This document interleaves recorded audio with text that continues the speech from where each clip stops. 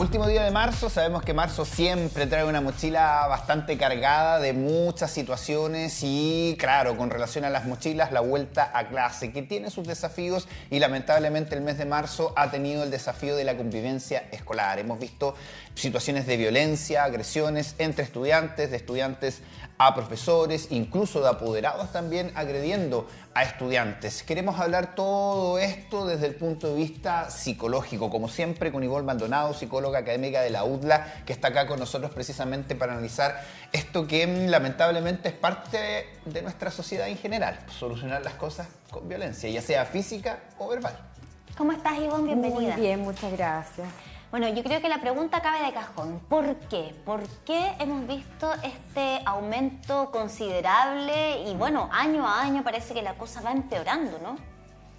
Va empeorando de alguna manera porque lo estamos normalizando y la forma de resolver los conflictos a través de la violencia ha sido culturalmente aceptada por la sociedad y es un aprendizaje.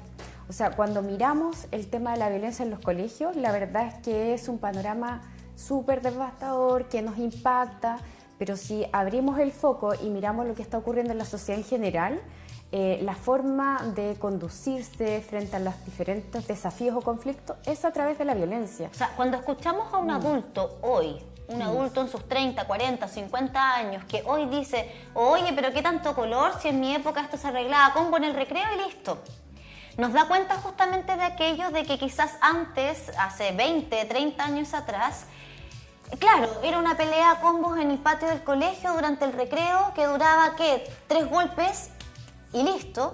Pero hoy lo que estamos viendo es que hay riñas con cuchilla, hay riñas que terminan lamentablemente, y aquí en la región del Biobío lo hemos visto en Lota, por ejemplo, con adolescentes fallecidos, producto de problemáticas que se dan en el colegio. Lo que ocurre, claro, el fenómeno de la violencia escolar siempre ha existido, ¿sí? Eso es así, pero ¿por qué hoy lo vemos tan crudo?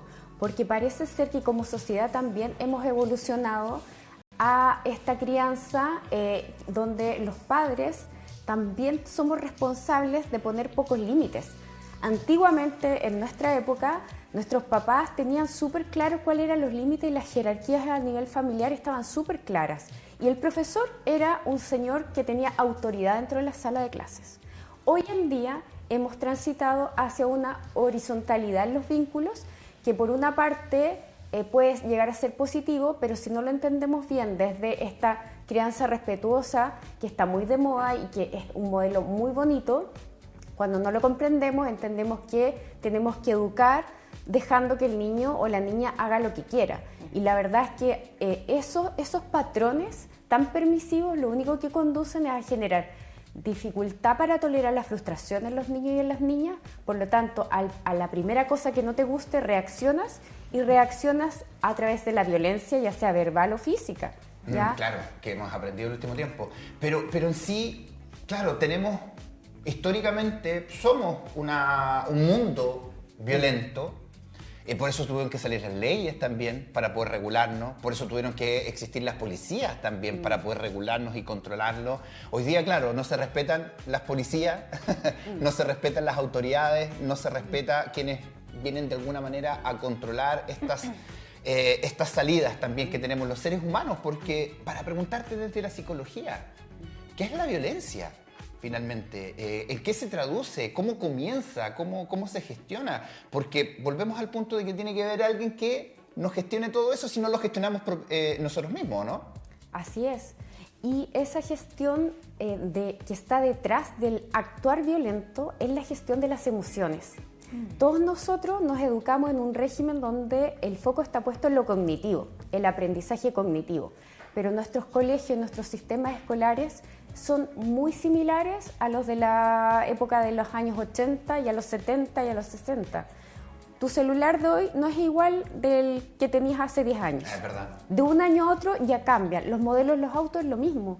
¿Por qué nosotros seguimos estancados en un sistema escolar donde solo estamos mirando el aprendizaje cognitivo y no el aprendizaje emocional? El gestionar emociones es súper importante para prevenir que lleguemos a casos tan graves como lo que tú mencionabas, donde incluso la vida de los estudiantes está en peligro. O sea, no un padre hoy en día y una madre quizás no está tranquilo que su hijo esté en el colegio. ¿Por qué? Porque es un sistema escolar que ya no es un espacio seguro para mi hijo, para mi hija. Entonces, ese tránsito tenemos que ir haciéndolo como sociedad. Hablábamos hace pocos días del acoso callejero y decíamos hoy como que eso ha disminuido porque como sociedad nos pusimos de acuerdo más allá de una norma y sancionamos este tipo de conductas. En el sistema escolar es lo mismo. Si empezamos a educar a los chicos en autorregular emociones y a detener el acoso cuando son espectadores de acoso, de maltrato a un compañero, y nos ponemos de acuerdo que esa conducta es intolerable, créeme que la sanción social puede ser mucho más enriquecedora y puede parar la situación de abuso o acoso dentro de un establecimiento educacional. Porque cómo funciona el acoso o el bullying tiene que ver con que hay una persona o varias que maltratan o hostigan a otro, ¿ya? Y hay un sistema de pares que observa y son los espectadores. Y la persona que agrede, de alguna manera, ese chiquillo, esa chiquilla, necesita también generar esta sensación de estatus social. Por lo tanto, si los demás me están mirando y más encima me están aplaudiendo lo que hago o me lo refuerzan, lo voy a continuar haciendo. Pero si el grupo que me está mirando me sanciona, me dice no hay que hacerlo, van donde un profesor, dan aviso de aquello, van a empezar a disminuir esas conductas asociado al aprendizaje de la regulación emocional. ¿Cómo podemos promover una convivencia escolar que sea sana? También promover conductas anti-bullying, prevenir el bullying. Hay muchas formas y hay harta investigación al respecto, pero cuando uno revisa esto, la verdad es que todas las respuestas vienen de los adultos. Tú me lo estás preguntando a mí, yo tengo respuestas para aquello quizás, de acuerdo a lo que he investigado, pero ¿sabes qué? Lo que nos falta es preguntarle a los niños, niñas y a los adolescentes cómo solucionamos los conflictos, de qué forma se pueden solucionar mejor desde su punto de vista, porque las soluciones las estamos dando nosotros, ¿ya? Ahora bien, un clima de aula violento ya va a incitar seguramente a que exista y se contamine esta emoción de violencia. Y cuando me refiero a un clima de aula violento, no solo estoy hablando de los estudiantes, también estoy hablando de los profesores. Profesores que tienen a cargo 50 alumnos en una sala de clase pequeña, donde recibe a 50 chiquillos en la mañana, chiquillos que vienen de hogares que de pronto también hay dificultades familiares y que partimos la mañana con materia, con tareas, con ejercicios, pero en clases muy pocas veces nos detenemos como profesores, y me incluyo en la universidad, a saber cómo está ese alumno que llega, ¿ya? A veces decimos que vamos a perder tiempo porque hay un programa que cumplir, pero créeme que de pronto, si tú te detienes y preguntas cómo están, y todos te van a decir bien, ¿ya? Porque es como normal eso. Y si preguntamos, ¿y por qué estás bien, Juanito? Cuéntame tú hoy día por qué estás bien.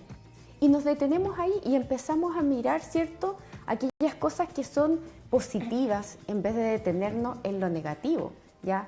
Si hay un chico o una chica que también tiene conductas disruptivas o que es violento, agresivo, recordemos como adultos que no podemos etiquetar a ese niño, como lo acabo de decir, de violento o agresivo. Él tiene o ella tiene conductas violentas o agresivas y tenemos que señalársela y tenemos que poner límites. No podemos hacer vista gorda como que aquí no ha pasado nada. Ahora, la crueldad, lamentablemente, uno tendería a pensar, y malamente siento yo, siempre catalogamos a los niños de crueles. Los adultos somos tremendamente crueles también. Estoy recordando lo que pasó ahora hace muy poco en un colegio en Talcahuano, donde hubo una agresión que se viralizó en un video, ¿cierto? Y lo que más me impresionó de lo que pude ver en redes sociales respecto de esto fue la reacción de personas adultas en contra de la menor agresora. Y de verdad me pareció brutal, porque yo le pregunto a esos adultos que comentaron en las redes sociales, ¿qué harías tú si supieras? Porque esa niña evidentemente va a ver ese comentario. No hay que tener dos dedos de frente, quizás menos, para hacer, es evidente que esa niña va a revisar esos comentarios, porque esa niña está en redes sociales, esa niña está ahí y lo va a ver porque tiene que ver con ella. Imagínate leer de una persona adulta que esa niña se merece las penas del infierno, que esa niña no merece nada, que esa niña es una delincuente, que esa niña... todo lo que se le dijo a través de las redes. Y eso es brutal porque va a calar todavía más hondo en una joven que quizás ¿por qué tiene esas conductas, no? Y siempre hay alguna respuesta. La ira y la agresión a veces enmascaran mucha tristeza y pena, sobre todo en los adolescentes, porque socialmente recordemos que no es bien visto andar triste por la vida. O sea, si tú andas de matón, matona en el colegio y te hacen la fuerte, porque en el fondo estás a lo mejor pasando una situación súper compleja a nivel emocional, pero no la exteriorizas porque no puedes, ya no tienes los canales para poder en el fondo dar a conocer la situación problemática que te está ocurriendo, puedes actuar de esa forma, ¿ya? Quizás qué dificultades, quizás qué aprendizaje también ha tenido, cuánto maltrato quizás ha recibido esa chica, que tuvo una conducta agresiva, claro que sí, que no toleramos la agresión, por supuesto, pero tampoco podemos devolver como adultos más de lo mismo. O sea, ¿qué estamos haciendo ahí?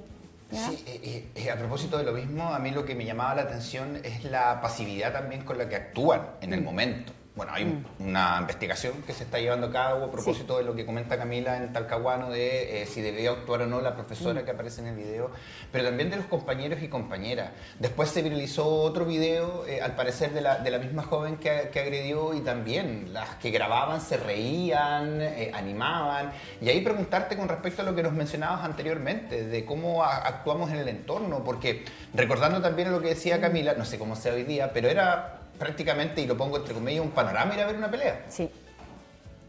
Cuando se ponían de acuerdo ya a la salida y todos los compañeros en el torno o todas las personas mirando y nadie decía nada, faltaba alguno que iba y le decía al profesor, sin duda, y era tildado de sapo, qué sé yo. ¿Cómo vamos también transformando eso? Entendiendo que somos un país también bastante de sanciones más que de prevenciones. Sancionamos el delito, sancionamos la mala conducta, pero no nos preocupamos de, en este caso, que es la primera infancia, de por qué están haciendo las cosas y preocuparnos de ello en vez de expulsarlo, por ejemplo. Expulsar a un chico del colegio también es una vulneración de derechos. O sea, todo niño, niña y joven tiene derecho a tener educación formal. Entonces, la solución no pasa, como tú bien dices, en la sanción. La sanción es el último medio que tenemos como sociedad para generar ciertos cambios. Lo que necesitamos es prevenir. ¿Y qué tenemos que prevenir? Prevenir el aprendizaje de formas erróneas de resolución de conflictos. Un niño, aunque sea muy pequeñito, debe aprender a tener conciencia de lo que siente.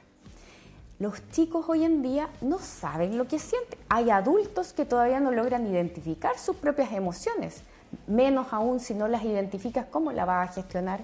Por eso que te decía adelante esto de preguntarles cómo estás, bien, y por qué estás bien. Y si te dicen estoy mal, ¿por qué estás mal? ¿Qué puedes hacer tú para estar mejor? ¿Qué podemos hacer nosotros para que tú estés mejor? O sea, el hablar, en el fondo nos está faltando esa comunicación no solo efectiva con los niños, niñas y entre nosotros, sino que comunicación afectiva, ¿ya? Muchas veces los afectos están súper mirados como una zona como de poco interés, porque socialmente como que esa parte afectiva, esa dimensión afectiva no es tan importante, le damos más importancia a la dimensión de salud física, ¿cierto?, cognitiva, pero créeme que hoy en día ya las investigaciones lo han dicho, que para que un niño y una niña aprenda, necesita tener sus emociones en equilibrio. Quien aprende mejor en aula es el chico que se siente autónomo, que se siente en un espacio seguro, que además siente que es autoeficaz, o sea que yo lo puedo lograr, ¿ya? Entonces todas esas variables son necesarias trabajarlas en los colegios, pero también en casa, ¿ya? Muchas veces responsabilizamos mucho a los profesores en relación a lo que ocurre en el aula, pero también como padres y madres somos parte de la comunidad educativa y debemos hacernos cargo del estilo de crianza que estamos llevando, qué conversaciones tenemos, ¿ya? Y me quiero detener en algo que pasó con este caso en Talcahuano, que me parece mucho que la víctima de agresión tenía una condición especial, ¿sí? Tenía una condición de espectro autista. Tenemos una ley TEA, ¿cierto? Como tú bien dices, sacamos leyes normativas para todo, pero no sacamos nada con tener estas leyes si nosotros no trabajamos en la prevención y en el aceptar al otro y en el respeto del otro dentro de la comunidad educativa. los chicos TEA son más vulnerables al acoso escolar y al hostigamiento. ¿Por qué? Porque son más excluidos. Son chicos neurodivergentes que funcionan de una forma social muy distinta al común de los estudiantes. Por lo tanto, sabemos ya como sociedad que frente a la diferencia nos espantamos, nos aislamos, nos alejamos y también podemos generar estas conductas de discriminación y de exclusión, ¿ya? Yo he conocido casos de niños muy pequeños en colegios también particulares, no solo públicos, donde la comunidad educativa tampoco tiene las herramientas, aun cuando son colegios pagados, de cómo abordar a un chico que tiene una condición diferente, ¿ya? Y culpamos a los padres, ¿ya? De por qué este niño es agresivo, es violento, pero son niños que requieren de un sistema escolar que entienda su diversidad, ¿ya? Los ruidos fuertes, incluso para un chico o una chica TEA, puede simbolizar una alerta y cuando en el fondo tú estás en alerta, ¿qué ocurre?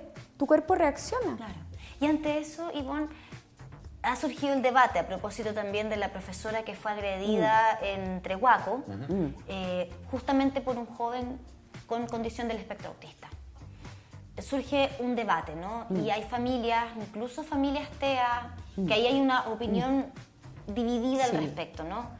Que nos dicen, sabes que al parecer estábamos mejor antes de la integración, ¿no? En los colegios de niños y niñas con necesidades educativas diferentes o especiales o personas neurodivergentes, niños neurodivergentes, ¿verdad? En espacios donde están los neuroregulares, por decirlo de alguna manera. ¿Qué hacemos ahí, no? ¿A qué apelamos? ¿A la integración a toda costa o a comprender que hay personas que efectivamente tienen necesidades distintas, especiales y que quizás no se van a sentir cómodas o integradas en un espacio donde tenemos ruidos fuertes todo el día? O sea, en un colegio anda a tratar de regular el ruido. Es complejísimo, ¿no? Los espacios muchas veces, tampoco las salas de clases están adaptadas. ¿Cómo lo trabajamos? Lo tenemos que trabajar, la inclusión y la integración son dos conceptos bien complejos, pero tenemos que ponernos de acuerdo, porque si vamos a tener colegios donde vamos a atender una diversidad de estudiantes, tenemos que primero que todo trabajar con el alumnado. O sea, los estudiantes tienen que tener conciencia de qué le pasa a mi compañero o mi compañera. Si mi compañero no quiere hablar, quizás hoy día, ¿qué tengo que hacer? ¿Le sigo preguntando o me alejo?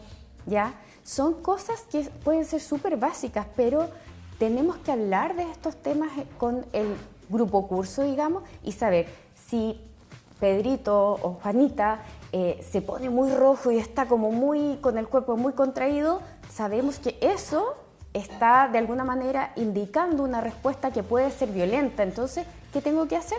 Dejarlo. O lo invito como profesor a salir antes de la sala. O sea, hay que tener un manejo. Yo no puedo excluir a los chicos con neurodivergencia. O sea, de verdad que no se puede, porque además nosotros como sociedad nos perdemos de aprender a convivir con otros, y las diferencias son las que enriquecen los aprendizajes. Sí, ¿sabes qué estaba pensando a propósito de lo que decías tú?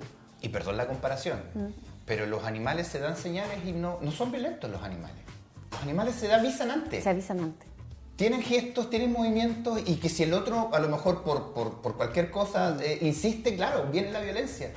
De hecho, el fin de semana estaba ahí viendo la relación de dos perros que estaban recién conociéndose y no se agredían, pero sí daban señales. Entonces el otro se retiraba, sin gruñirle, nada. Y después el otro veía que quería jugar y el otro se acercaba. Eso nos falta a nosotros en esa enseñanza. Por otro lado, el gobierno hoy día está con las salas de la calma. Está haciendo una invitación a todos los sostenedores a que postulen para que les entreguen recursos y hacer salas de la calma. Pero por otro lado, te quería preguntar el concepto de desregulación. Porque se le asocia mucho la desregulación a los niños con algún trastorno del espectro autista. Pero un joven que a lo mejor no está diagnosticado y es agresivo, o le sale una agresión, ¿es una desregulación? Cuando hablamos de desregulación tiene que ver con que no hay control inhibitorio. Por ejemplo, yo puedo tener muchas ganas en este minuto, no sé, de comer algo, pero estoy aquí con ustedes, no puedo salir del estudio y ir a comer. ¿Por qué? Porque tengo control inhibitorio y de alguna manera mi mente opera de esa forma, y son funciones ejecutivas que nos hacen adaptarnos al contexto. Cuando no hay control inhibitorio, yo, por así decirlo, no filtro mi pensamiento o mis motivaciones y las ejecuto. Cuando somos pequeñitos, hasta los 2, 3, 4 años, ese control inhibitorio es bien bajito. Y por eso que el niño te hace la pataleta y grita cuando no le compras el juguete que quiere. Pero a medida que vamos avanzando en edad, vamos madurando y nuestro cerebro también lo realiza a través de este control de impulsos y nos vamos autorregulando también, no solo a través de la maduración cognitiva, sino que también al aprendizaje que tenemos de nuestro entorno. Entonces, lo que hay que trabajar de verdad es la autorregulación. ¿Para qué? Para gestionar las emociones, no es reprimirlas. Si yo tengo rabia y un niño tiene rabia y yo sé que ya está enojado, está en aula, está en clase, y a lo mejor le quitaron la colación y tiene una condición neurodivergente, me tomo un minuto con ese niño y a lo mejor me siento con él y digo, dibuja tu rabia, escribe tu rabia, ¿ya? La expreso de alguna manera que sea un poquito más adaptativa, que no llegue al golpe. Ya, los seres humanos, cuando somos muy chicos, actuamos las emociones, ¿ya? Pero a medida que vamos creciendo, vamos hablando de nuestras emociones y el lenguaje sustituye la conducta. Cuando vemos que hay una persona, aunque sea adulta, violenta, que agrede, ya sea un mueble, tira cosas, es una persona que tiene un desarrollo cognitivo que está de alguna manera alterado, porque ya en la edad adulta deberías aprender a modular y a expresar tu emoción de una forma más adaptativa. Y esa es la invitación, ¿no? A que hagamos una revisión, también una introspección respecto de nuestras actitudes, qué es lo que estamos traspasando a los más jóvenes, a los niños, a las niñas en esta oportunidad. Por eso agradecemos estas conversaciones, Ivonne, que nos permiten reflexionar. 2 de mayo, el Día Internacional contra el Acoso Escolar. Así Lo que vamos a ahí tener muy hay que presente. tenerlo presente. Sí. Por supuesto.